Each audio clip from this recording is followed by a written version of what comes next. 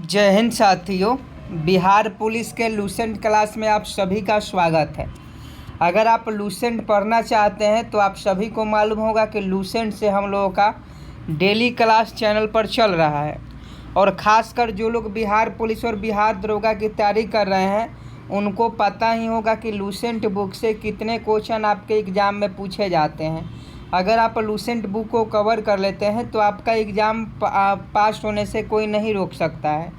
तो आज के इस वीडियो में हम लोग लूसेंट से टॉप 70 क्वेश्चन जो है करेंगे। 70 क्वेश्चन आपके जीके जीएस के पूछे जाते हैं और 70 क्वेश्चन हम लोग जीके जीएस के लूसेंट बुक से देखने वाले हैं बिहार पुलिस के लिए। तो अगर आप बिहार पुलिस के अभ्यर्थी हैं, लूसेंट पढ़ना चाहते हैं तो आप डेली हमारे साथ 10 बजे जुड़िए, क्योंकि 10 बजे से आपका डेली लाइव क्लास शुरू हो जाता है और अभी आपका 10 बज गया है। देखिए, आज का पहला क्वेश्चन है कि तुम्हारा अधिकार कर्म पर है, फल की प्राप्ति पर नहीं। यह निम्न में से किस ग्रंथ में कहा गया है? लूसेंट का क्वेश्चन है तो ध्यान से पढ़िएगा और तब सही जवाब बताइएगा कि तुम्हारा अधिकार कर्म पर है, फल की प्राप्ति पर नहीं। यह निम्न में से किस ग्रंथ में कहा गया है? तो आप सभी जानते हैं यह गीता में कहा गया है। ये गीता में कहा गया है कि तुम्हारा अधिकार कर्म पर है, फल की प्राप्ति पर नहीं। तो यह जो कथन है यह गीता में कहा गया है, तो ऑप्शन सी बिल्कुल सही जवाब हो जाएगा।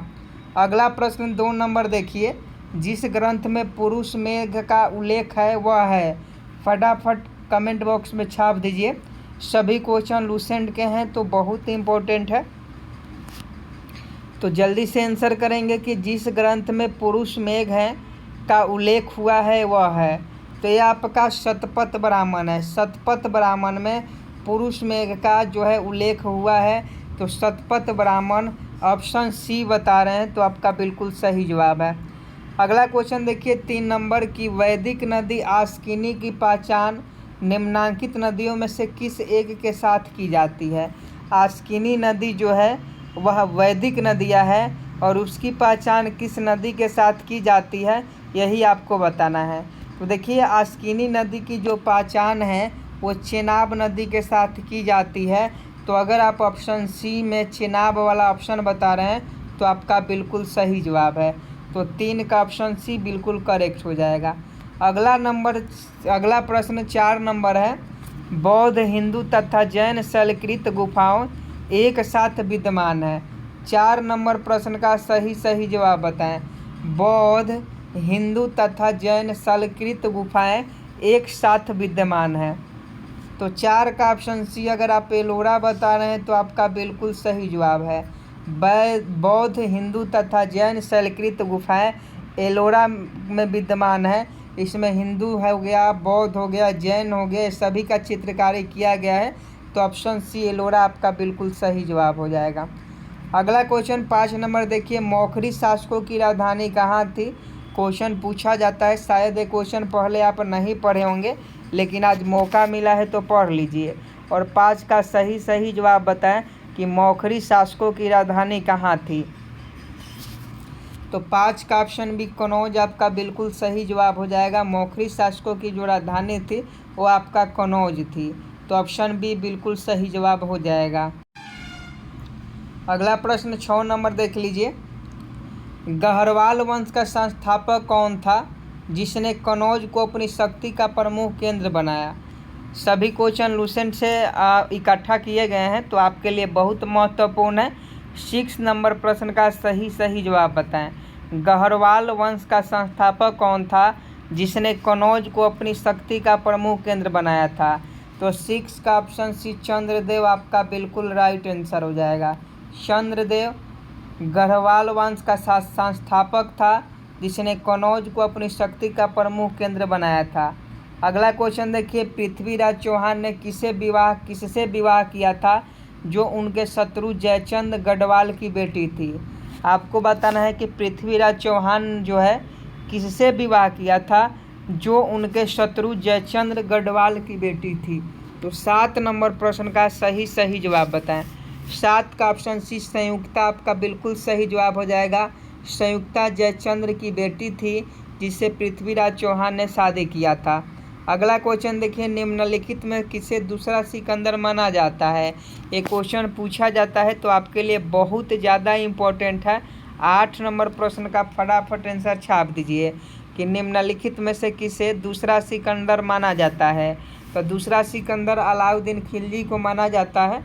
ऑप्शन डी बिल्कुल सही जवाब हो जाएगा। दूसरा सिकंदर किसे माना जाता है?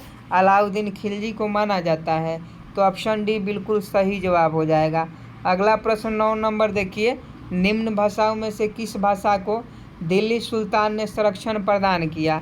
फटाफट कमेंट बॉक्स में बताएं कि निम्न भाषाओं में से किस भाषा को दिल्ली सुल्तानों ने संरक्षण प्रदान किया।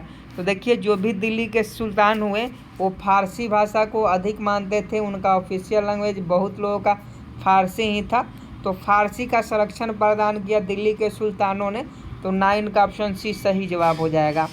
अगला प्रश्न 10 नंबर देखिए, दिल्ली सल्तनत का कौन सा सुल्तान लाख बख्श के नाम से जाना जाता है। क्वेश्चन ध्यान से पढ़िए, इम्पोर्टेंट है, फिर से पढ़ लीजिए कि दिल्ली सल्तनत का कौन सा सुल्तान लाख बख्श के नाम से जाना जाता है। तो देखिए, ये आपका सही जवाब इसका ऑप्शन डी हो जाएगा, कुतुबुद्दीन ऐबक। कुतुबुद्दीन ऐबक को लाख बख्श के नाम से जाना जाता था। कुतुबुद्दीन ऐबक को किस क्या जाना जाता था? लाख बख्श के नाम से जाना जाता था। तो कुतुबुद्दीन ऐबक आपका बिल्कुल जो है सही जवाब हो जाएंगे। नेक्स्ट प्रश्न देखिए 11 नंबर, निम्नलिखित तमिल ग्रंथों में से किसे लघुवेद की संज्ञा दी गई है। फटाफट 11 का सही जवाब बताएं कि निम्नलिखित तमिल ग्रंथों में से किसे लघुवेद की संज्ञा दी गई है। तो कुरल एक तमिल ग्रंथ है जिसे लघुवेद की संज्ञा दी गई है। तो कुरल यानी ऑप्शन डी सही जवाब हो जाएगा। अगला क्वेश्चन 12 नंबर देखिए, शाहनामा के लेखक फिरदौसी किसके दरबार से संबंधित था। फटाफट बताइए। यहाँ से पहले याद रखिएगा, शाहनामा के लेखक कौन है? शाहनामा के लेखक फिरदौसी हैं। और यह किसके दरबार से संबंधित है? तो यह आपका महमूद गजनवी के दरबार से संबंधित है। यह महमूद गजनवी के दरबार से संबंधित है फिरदौसी। तो ऑप्शन बी बिल्कुल सही जवाब हो जाएगा। अगला क्वेश्चन देखिए, मंगल पांडे सिपाही था। मंगल पांडे सिपाही था। 1857 की क्रांति में इनकी महत्वपूर्ण भूमिका थी और सबसे पहले फांसी इन्हीं को दी गई। तो मंगल पांडे सिपाही था। तो मंगल पांडे जो था 34वीं नेटिव इन्फेंट्री का सिपाही था मंगल पांडे। क्वेश्चन पूछा जाता है कि मंगल पांडे किस बटालियन का सिपाही था। तो 34वीं नेटिव इन्फेंट्री का। तो ऑप्शन बी याद रखिएगा। अगला क्वेश्चन देखिए 14 नंबर, कि लॉर्ड माउंटबेटन वायसराय के रूप में भारत आए। लॉर्ड माउंटबेटन वायसराय के रूप में भारत आए। तो 14 का सही जवाब इसका सही जवाब यथासंभव भारत को संयुक्त रखने के विशेष हिदायत के साथ लॉर्ड माउंटबेटन जो थे वह वायसराय के रूप में भारत आए। इनका कहना था कि यथासंभव भारत को संयुक्त रखने के विशेष हिदायत के साथ, माने यह भारत को संयुक्त रखना चाहते थे लॉर्ड माउंटबेटन, और इसीलिए इन्हें वायसराय के रूप में भारत आना पड़ा। अगला क्वेश्चन 15 नंबर देखिए, स्वतंत्रता के पूर्व असंख्य रियासतों में कौन सी रियासत सबसे बड़ी थी। 15 का सही जवाब बताएं। 2 ही ऑप्शन है, 2 ऑप्शन में से जो भी सही हो जाएगा वो आपको बताना है। तो फटाफट बताइए कि स्वतंत्रता के पूर्व असंख्य रियासतों में से कौन सी रियासत सबसे बड़ी थी। 50-50 का क्वेश्चन है, तो फटाफट बताइए। तो हैदराबाद आपका बिल्कुल सही जवाब हो जाएगा। स्वतंत्रता के पहले असंख्य रियासतों में से हैदराबाद रियासत जो थी वो सबसे बड़ी थी। तो 15 का ऑप्शन है सही जवाब हो जाएगा। अगला क्वेश्चन 16 नंबर देखिए, निम्नलिखित में से कौन प्रथम नेता था जिसने भारत में मजदूर आंदोलन संगठित किया। 16 नंबर प्रश्न का सही जवाब बताएं। निम्नलिखित में से कौन प्रथम नेता था जिसने भारत में मजदूर आंदोलन को संगठित किया। तो देखिए, भारत में मजदूर आंदोलन को संगठित करने का जो है बीपी वारिया इस प्रश्न का बिल्कुल सही जवाब हो जाएंगे। ये पहले नेता थे जिन्होंने भारत में मजदूर आंदोलन को संगठित किया। अगला क्वेश्चन देखिए, मुंडाओं ने विद्रोह खड़ा किया। मुंडाओं के द्वारा कब विद्रोह किया गया, ये क्वेश्चन पूछा जा रहा है कि मुंडाओं के द्वारा कब विद्रोह जो है किया गया है। तो ये आपका 1895 हो जाएगा। 1895 में मुंडाओं के द्वारा विद्रोह किया गया। नेक्स्ट प्रश्न देखिए 18 number, Bharat trade union Congress के पहले अध्यक्ष कौन थे? कतई जहर प्रश्न है, फटाफट 18 नंबर प्रश्न का सही जवाब छाप दीजिए। भारत ट्रेड यूनियन कांग्रेस के पहले अध्यक्ष कौन थे? लाला लाजपत राय। ऑप्शन सी बता रहे हैं तो आपका बिल्कुल सही जवाब हो जाएगा। भारत ट्रेड यूनियन कांग्रेस के पहले अध्यक्ष लाला लाजपत राय थे। अगला क्वेश्चन देखिए 19 नंबर। रॉलेट एक्ट भारतीय राष्ट्रीय कांग्रेस ने विरोध किया क्योंकि इसका लक्षण था। तो देखिए रॉलेट एक्ट का विरोध भारत में आखिर क्यों हुआ, इसकी क्या लक्षण था? तो देखिए आप सभी जानते हैं कि ये जो रॉलेट एक्ट था ये व्यक्तिगत स्वतंत्रता को सीमित करना चाहता था, यानी किसी को भी गिरफ्तार कर लेना। तो ऑप्शन है व्यक्तिगत स्वतंत्रता को सीमित करना। तो स्वतंत्रता को सीमित करने के लिए रॉलेट एक्ट लाया गया था, जिसका भारतीय ने पुनर्जोर विरोध किया। अगला क्वेश्चन देखिए 20 नंबर। निम्नलिखित में किसके कारण सार्वजनिक रोष की लहर उभरी जिसके फलस्वरूप जलियांवाला बाग में ब्रिटिश द्वारा जन नरसंहार की घटना घटी? तो आप सभी जानते हैं, आप सभी को मालूम होगा कि रॉलेट एक्ट को लेकर जलियांवाला बाग हत्याकांड हुआ। जलियांवाला बाग में रॉलेट एक्ट को लेकर जो है सभी जो नेता थे उनका मीटिंग हो रहा था, संगठन का सभी संगठन मौजूद थे उसमें। तब क्या हुआ कि जलियांवाला बाग नरसंहार होता है, तब जनरल डायर जो था वो चारों तरफ से जलियांवाला बाग को घेर लेता है और वहाँ गोली चलाने का आदेश देता है, जिससे हजारों लाखों जो है लोग मारे जाते हैं। अगला क्वेश्चन देखिए 21 नंबर। अमृतसर एवं शिमला लगभग एक ही अक्षांश पर स्थित है, परंतु उनकी जलवायु में भिन्नता का कारण क्या है? 21 नंबर प्रश्न का सही जवाब बताएं कि अमृतसर एवं शिमला लगभग एक ही अक्षांश पर स्थित है, परंतु उनकी जलवायु में भिन्नता क्या है? तो इसका सही जवाब उनकी ऊंचाई में भिन्नता। उनकी ऊंचाई में भिन्नता ऑप्शन है बिल्कुल राइट आंसर हो जाएगा। अगला क्वेश्चन देखिए भारत में कौन से वर्ग की भाषाएं बोलने वालों की संख्या सर्वाधिक है? फटाफट 22 नंबर प्रश्न का सही जवाब बताएं। I am waiting for your answer. Bharat में कौन से वर्ग की भाषाएं बोलने वालों की संख्या सर्वाधिक है? तो इंडो आर्यन की संख्या भारत में सबसे अधिक है। इंडो आर्यन आपका बिल्कुल सही जवाब हो जाएगा। अगला क्वेश्चन देखिए निम्नलिखित में से कौन सा क्रम 3 बड़े गेहूं उत्पादक राज्य की दृष्टि से सही है? तो सबसे ज़्यादा गेहूं किस राज्य में उपज होता है, उत्पादक होता है? मतलब सबसे ज़्यादा गेहूं जो है किस राज्य में उत्पादक होता है, किस राज्य में, तो वही बताना है आपको। तो सबसे पहले तो आपका यूपी हो जाएगा, क्योंकि यूपी में गेहूं का उत्पादन होता है। यूपी के बाद आपका सबसे पहले यूपी हो जाएगा, यूपी के बाद पंजाब हो जाएगा, पंजाब के बाद हरियाणा हो जाएगा। तो ऑप्शन सी है उत्तर प्रदेश, पंजाब एवं हरियाणा। तो उत्तर प्रदेश 1 नंबर, 2 नंबर पर पंजाब और 3 नंबर पर हरियाणा आता है गेहूं उत्पादन में। तो इसका सही जवाब ऑप्शन सी हो जाएगा। ज्योग्राफी का क्वेश्चन है। आगे देखिए शिवालिक श्रेणियों की ऊंचाई कितनी है? 24 नंबर प्रश्न का सही जवाब बताएं। शिवालिक श्रेणियों की ऊंचाई कितनी है? तो इसका सही जवाब 850 से 1200 मीटर के मध्य, 850 से 1200 मीटर के मध्य जो है शिवालिक श्रेणियों की ऊंचाई है। तो क्वेश्चन याद रखिएगा। अगला क्वेश्चन देखिए हिमालय क्षेत्र में पाई जाने वाली चट्टानें अधिकांशतः प्रकार की है। आपको बताना है कि हिमालय क्षेत्र में पाई जाने वाली चट्टानें अधिकांशतः किस प्रकार की होती है? तो ये आपका तलछट्टी होती है। ऑप्शन है तलछट्टी बिल्कुल सही जवाब हो जाएगा। अगला क्वेश्चन देखिए पृथ्वी पर मूलतः एक ही विशाल भूखंड है जिसे कहते हैं? पृथ्वी पर मूलतः एक ही विशाल भूखंड है जिसे क्या कहते हैं? फटाफट बताइए। पृथ्वी पर एकमात्र विशाल भूखंड है जिसे कहते हैं, तो उसे हम लोग पैंजिया के नाम से जानते हैं। तो ऑप्शन बी बिल्कुल सही जवाब हो जाएगा। अगला क्वेश्चन देखिए 27 नंबर। किसी स्थान का मानक समय निर्धारित करने का आधार होता है? 27 का सही जवाब बताएं। किसी स्थान का मानक समय निर्धारित करने का आधार होता है, तो ये आपका प्रधान माध्यम रेखा जो है किसी स्थान का मानक समय निर्धारित करने का आधार होता है। तो ऑप्शन डी बिल्कुल सही जवाब है। अगला क्वेश्चन का फटाफट सही जवाब बताएं। सागौन किस क्षेत्र में बहुतायत में उगता है? I am waiting for your answer. जल्दी से छाप दीजिए कि इसका सही जवाब क्या हो जाएगा। सागौन किस क्षेत्र में बहुतायत में उगता है? तो ये मध्य भारत में सागौन जो होता है सबसे ज़्यादा उगता है। तो ऑप्शन सी मध्य भारत बिल्कुल सही जवाब हो जाएगा। अगला क्वेश्चन का सही जवाब बताएं। भारत में खाद की सर्वाधिक खपत किस राज्य में होती है? तो आपको बता दें कि जहाँ खेती होगी सबसे ज़्यादा वहीं जो है खाद की खपत भी होगी। तो फटाफट बताइए कि भारत में खाद की सर्वाधिक खपत किस राज्य में होती है? तो ये पंजाब में होती है। पंजाब में सबसे ज़्यादा खाद की खपत होती है। अगला प्रश्न देखिए, हरित क्रांति का क्या अर्थ है? हरित क्रांति श्वेत क्रांति से संबंधित क्वेश्चन पूछा जाता है, तो आपको याद रखना होगा। और फटाफट बताइए कि हरित क्रांति क्या है? तो हरित क्रांति कृषि की आधुनिक विधियों के प्रयोग द्वारा एकल फसल की उपज को बढ़ाना जो है हरित क्रांति है। अब भारत में हरित क्रांति के जनक MS स्वामीनाथन को माना जाता है, तो याद रखिएगा क्योंकि ये क्वेश्चन बार बार पूछा जाता है। अगला क्वेश्चन देखिए, लोकसभा में किसी विधेयक पर आम बहस निम्नलिखित में से किस स्तर पर होती है? तो आपको बता दें द्वितीय वाचन में।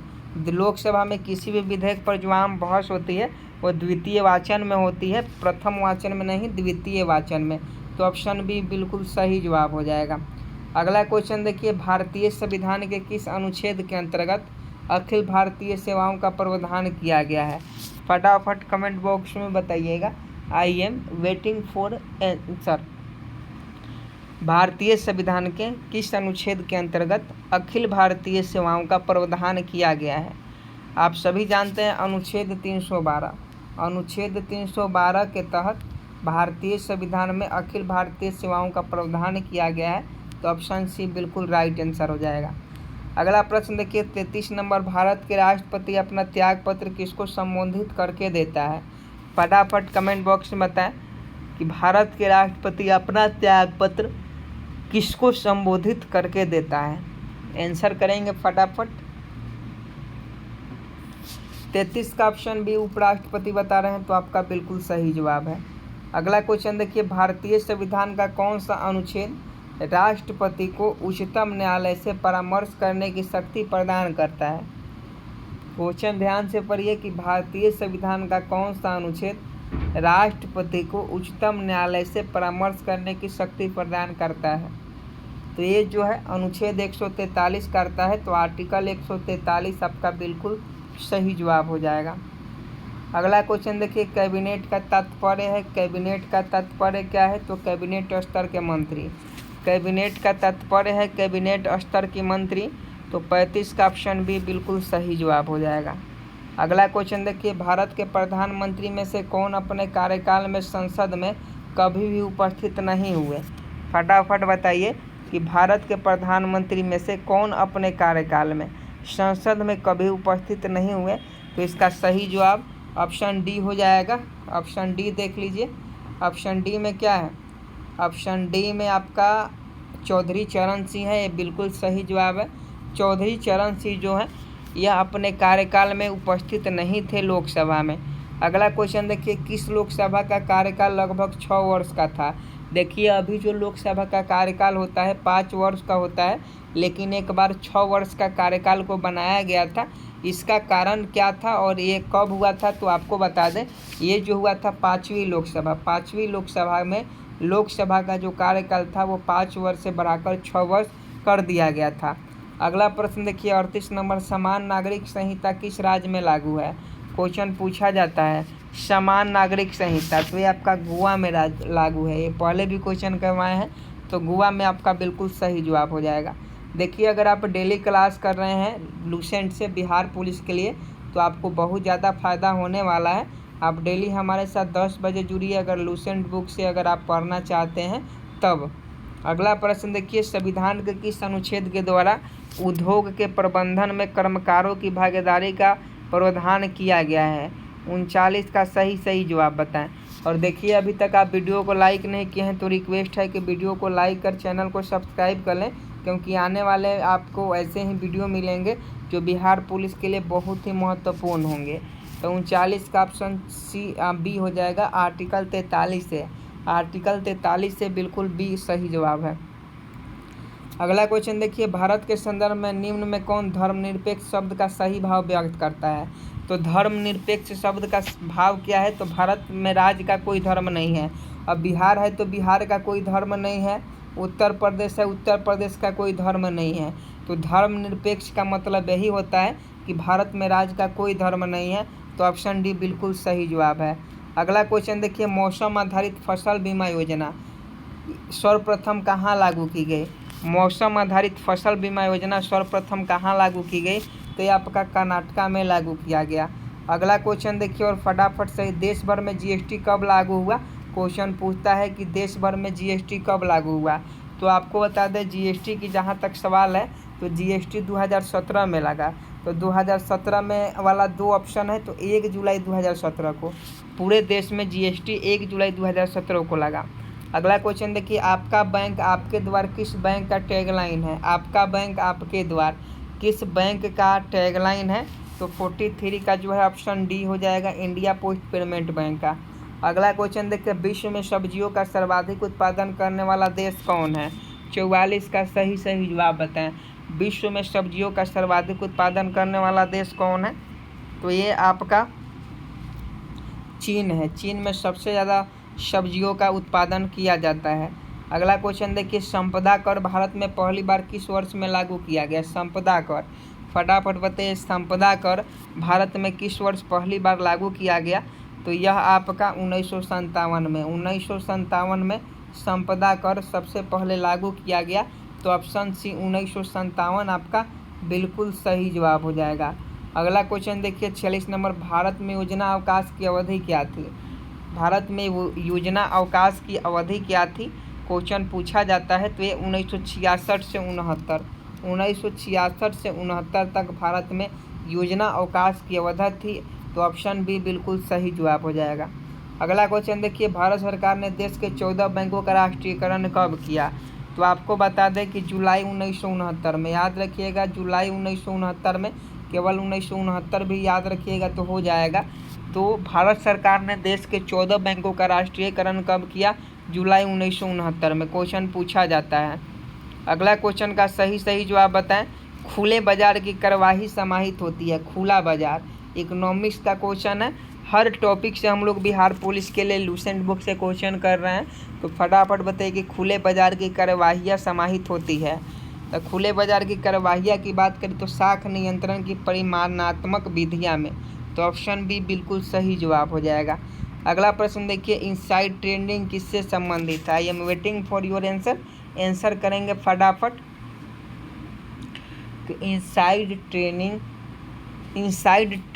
है। इनसाइड ट्रेडिंग किससे संबंधित है? तो शेयर बाजार से संबंधित है। ऑप्शन ए बिल्कुल सही जवाब है। अगला क्वेश्चन देखिए, भारत में बेरोजगारी के आंकड़े एकत्रित और प्रकाशित कौन करता है? आपको बताना है कि भारत में जो बेरोजगारी के आंकड़े होते हैं वह उसे एकत्रित और प्रकाशित कौन करता है? तो ये आपका NSO करता है। NSSO भारत में बेरोजगारी के आंकड़े को इकट्ठा करता है और प्रकाशित करता है। अगला क्वेश्चन देखिए, द्रव की बूंद द्वारा सिकुड़ने तथा न्यूनतम आयतन ग्रहण करने की प्रवृत्ति किस गुण के कारण होती है? द्रव की बूंद द्वारा सिकुड़ने तथा न्यूनतम आयतन ग्रहण करने की प्रवृत्ति किस गुण के कारण होती है? तो 51 का ऑप्शन है पृष्ठ तनाव हो जाएगा। पृष्ठ तनाव आपका बिल्कुल सही जवाब हो जाएगा। अगला क्वेश्चन देखिए, 52 नंबर की, पानी की अस्थायी कठोरता के लिए निम्न में से कौन उत्तरदायी है? 52 का सही जवाब बताएं। पानी की अस्थायी कठोरता के लिए निम्न में से कौन उत्तरदायी है? तो कैल्शियम और मैग्नीशियम के क्लोराइड्स और सल्फेट्स। कैल्शियम और मैग्नीशियम के क्लोराइड्स और सल्फेट जो होते हैं ये पानी की अस्थायी कठोरता के लिए उत्तरदायी होते हैं। अगला क्वेश्चन देख लीजिए, इंद्रधनुष में सबसे ऊपरी भाग में कौन सा रंग होता है? इंद्रधनुष अगर आपने देखा होगा इंद्रधनुष, तो इंद्रधनुष में आपको बताना है कि सबसे ऊपरी भाग में, ये जो आपका सबसे ऊपरी भाग है इसमें कौन सा रंग होता है? तो देखिए इंद्रधनुष में सबसे ऊपरी भाग में लाल रंग होता है। तो लाल आपका बिल्कुल सही जवाब हो जाएगा। आगे देखिए 54 नंबर की, पक्षियों की बहुत ऊंचाई पर उड़ते समय सांस की परेशानी क्यों नहीं महसूस होती है? पक्षियों को बहुत ऊंचाई पर उड़ते समय सांस की परेशानी क्यों नहीं महसूस होती है? इसका कारण है क्योंकि इनमें अतिरिक्त वायु कोष होते हैं। पक्षियों में अतिरिक्त वायु कोष होते हैं, इसलिए वो ऊंचाई पर जाके उड़ती है तब भी सांस लेने में परेशानी नहीं होती है, और हम लोग ऊंचाई पर जाते हैं तो सांस लेने में परेशानी होती है। अगला क्वेश्चन देखिए, जीवन की उत्पत्ति किस काल में हुई? जीवन की उत्पत्ति किस काल में हुई? तो ये आपका प्री कैम्ब्रियन उत्पत्ति, जीवन की उत्पत्ति प्री कैम्ब्रियन काल में हुई। अगला क्वेश्चन देखिए, अगर किसी वस्तु को 8 किलोमीटर प्रति सेकंड के वेग से अंतरिक्ष में फेंका जाए तो क्या होगा? अगर किसी वस्तु को 8 किलोमीटर प्रति सेकंड मतलब 8 किलोमीटर प्रति सेकंड माने 1 सेकंड में 8 किलोमीटर, समझे कि नहीं? तो क्या होगा? तो ये जो है वह वापस पृथ्वी पर आ गिरेगी। अगर किसी वस्तु को 8 किलोमीटर प्रति सेकंड के वेग से अंतरिक्ष में फेंका जाए तो यह वस्तु वापस पृथ्वी पर आ गिरेगी, क्योंकि ये जो है पलायन वेग नहीं होता है, पलायन वेग दूसरा होता है। तो 8 किलोमीटर पर सेकंड के स्पीड से अगर फेंकिएगा तो पृथ्वी पर फिर वापस आ जाएगी। अगला क्वेश्चन देखिए, मानव शरीर में सबसे मजबूत मांसपेशियाँ कहाँ होती है? क्वेश्चन पूछा जाता है कि मानव शरीर में सबसे मजबूत मांसपेशियाँ कहाँ होता है? तो ये जबड़े में होता है। एक कार्बन क्रेडिट किसके समतुल्य होता है? एक कार्बन क्रेडिट किसके समतुल्य होता है? तो इसका सही जवाब ऑप्शन सी हो जाएगा, 1000 kg CO2। एक कार्बन क्रेडिट 1000 kg CO2 के समतुल्य होता है। अगला क्वेश्चन देखिए, खारे पानी को शुद्ध पानी में परिवर्तित करने की प्रक्रिया को क्या कहते हैं? साइंस का क्वेश्चन है। I am waiting for your answer. आप ही लोग आंसर दे देंगे तो अच्छा रहेगा कि खारे पानी को शुद्ध पानी में परिवर्तित करने की प्रक्रिया को क्या कहते हैं? तो उत्क्रम प्रासरण कहते हैं। तो ऑप्शन डी बिल्कुल सही जवाब हो जाएगा। अगला क्वेश्चन देखिए, निम्न में से किस पदार्थ की विद्युत चालकता सर्वाधिक होती है? तो सबसे ज़्यादा जो विद्युत चालकता होती है वह चांदी की होती है, लेकिन चांदी बहुत लचीला होता है और चांदी महंगा होने की वजह से इसका जो है विद्युत तार नहीं बनाया जाता है, समझे कि नहीं? नहीं तो सबसे ज़्यादा विद्युत चालकता जो है चांदी का होता है। आगे देखिए, यदि दूध से क्रीम को अलग किया जाए तो दूध का घनत्व क्या होगा? यदि दूध है, अगर मान लीजिए बर्तन है, इसमें दूध है और इस दूध में से जो है मलाई को हम निकाल लिए, क्या किए? इस दूध में से मलाई को हम निकाल लिए, तो इस बर्तन में जो दूध है उसका घनत्व पर क्या प्रभाव पड़ेगा? तो इसका घनत्व जो है बढ़ जाता है। अगला क्वेश्चन देखिए 62 नंबर, कि पानी से ऊपर तक भरे एक मग में पानी की सतह पर बर्फ़ का एक टुकड़ा तैर रहा है, जब बर्फ़ का टुकड़ा पिघलेगा तो देखिए एक बर्तन है, एक मग है, एक मग बना लीजिए। ये मान लीजिए आपका एक मग है और इसमें पानी है, इसमें क्या है? इसमें पानी है और इसमें एक बर्फ़ का टुकड़ा जो है तैर रहा है। तो जब बर्फ़ का टुकड़ा जो है पिघल जाएगा तो उसका आयतन पर क्या प्रभाव पड़ेगा?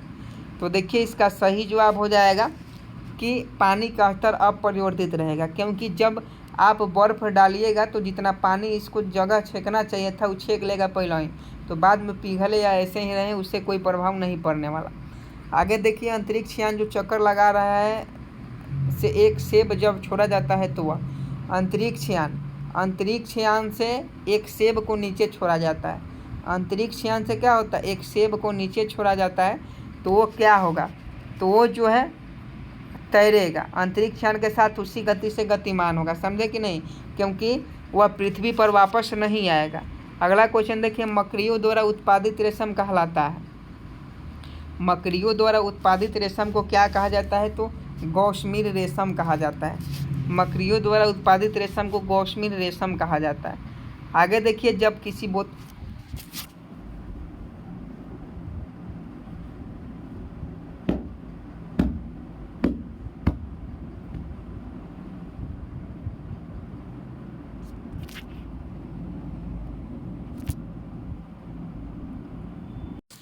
देखिए नेक्स्ट प्रश्न देखिए कि जब किसी बोतल में पानी भरा जाता है तो उसे जमने दिया जाता है तो बोतल टूट जाती है, क्योंकि तो देखिए पानी जमने पर जो है फैलता है, इसी कारण से बोतल टूट जाती है। तो ऑप्शन ए बिल्कुल सही जवाब है। आगे देखिए, कच्ची चीनी को रंग विहीन करने हेतु तो जिस चारकोल का प्रयोग किया जाता है वह है। तो कच्ची चीनी को अगर रंग विहीन करना हो तो उसका जो प्रयोग किया जाता है एनिमल चारकोल का प्रयोग किया जाता है। तो ऑप्शन सी बिल्कुल सही जवाब है। अगला क्वेश्चन देखिए, पैतृकता सिद्ध करने के लिए निम्न में से कौन सहायक है? पैतृकता सिद्ध करने के लिए तो ये आपका डीएनए अंगुली छाप सिद्ध होता है। पैतृकता सिद्ध करने के लिए डीएनए अंगुली छाप सहायक होता है। आगे देखिए, निम्न में कौन समुद्री चूहिया के रूप में जानी जाती है? समुद्री चूहिया। तो समुद्री चूहिया की बात करें तो ये आपका काइटिन होता है। काइटिन को जो है समुद्री चूहिया कहा जाता है। अगला क्वेश्चन देख लीजिए, मनुष्य की आंत में कौन सा जीवाणु पाया जाता है? मनुष्य के आंत में कौन सा जीवाणु पाया जाता है? तो इश्चीरिचिया कोलाई जीवाणु जो है मनुष्य के आंत में पाया जाता है। आज का लास्ट प्रश्न है 70 नंबर। साइनोकोबालमीन है। ये होमवर्क का क्वेश्चन है और आप सभी इस प्रश्न को होमवर्क में करके आएंगे। आज के लिए लूसेंट का क्वेश्चन जो है 70 है। आज के लिए बस इतना ही। कल भी लूसेंट का क्लास होगा तो आप सभी जरूर आइएगा।